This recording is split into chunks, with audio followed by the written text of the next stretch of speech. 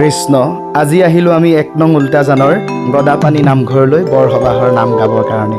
দেখিলোঁ খুব সুন্দৰ আয়োজন কৰিছে, ৰাতিলৈ এভাগি ভাওনাও হ'ব।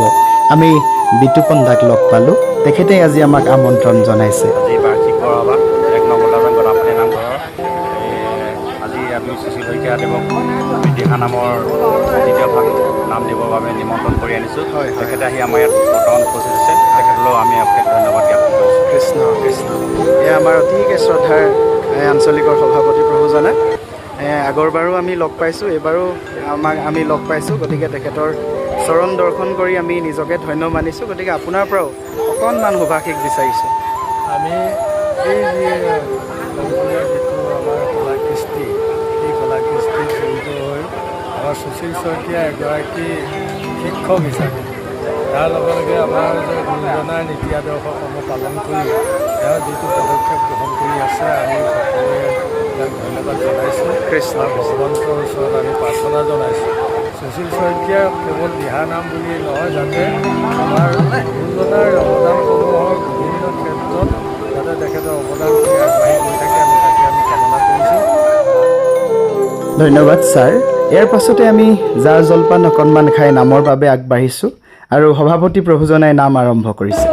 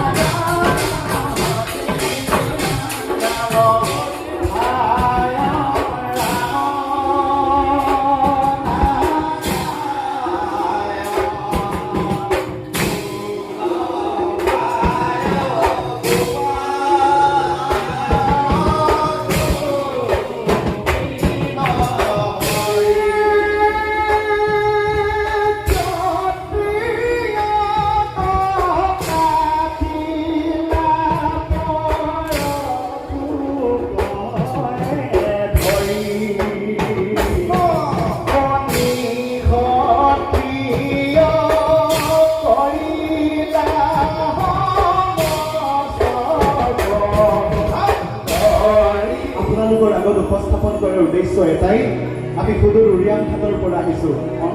শিশুসকলক দেখিছোঁ, যুৱবন্ধুসকলক দেখিছোঁ, এটাই মাত্ৰ উদ্দেশ্যৰ কথা কৈ থৈছোঁ। আমি পিতৃ মাতৃক শ্ৰদ্ধা ভক্তি কৰিলে কি হ'ব পাৰে বাৰু? আমি মহাপাপৰ পৰা মুক্তি পাব পাৰিম। পৰশুৰামে দেউতাকৰ পৰা 4টা বৰ পাইছে। যুৱবন্ধুসকল, শিশুসকল, আমি সদায় পিতৃ মাতৃৰ কথা পালন কৰিব লাগে, সদায় পিতৃ মাতৃক শ্ৰদ্ধা ভক্তি কৰিব লাগে। আৰু সেইবাবে আমিও দেউতা আৰু মই এনেদৰে মানুহৰ মাজত ঘূৰি ফুৰিছোঁ ভগৱন্তৰ গুণানুকীৰ্তন গাই। উদ্দেশ্য কিটোৱে, পিতৃ দেৱো ভৱ মাতৃ দেৱো ভৱ। পিতৃ মাতৃক অৱহেলা কৰাজনে যিমান হৰিনাম ল'লেও কিন্তু জগতত মুক্তি নাপায়, হয় নে নহয়?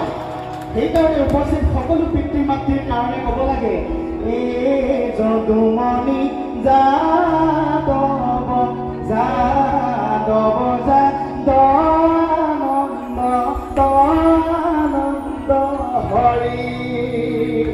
এ যদুমণি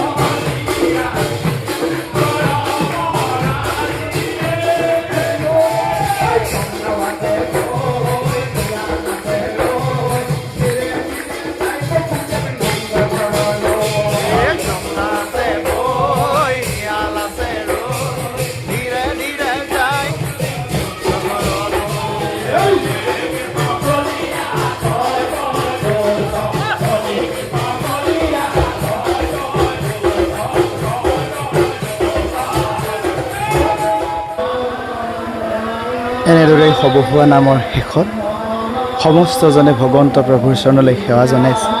আমিও সেৱা জনাইছোঁ। সঁচাকৈ আজি ইমান সুন্দৰ পৰিৱেশত বৰসবাহৰ অনুষ্ঠান ভাগি পাৰ হৈছে। সমস্ত পৰিৱেশ ভগৱন্ত প্ৰভুৰ গুণনামেৰে জীপাল হৈ পৰিছে।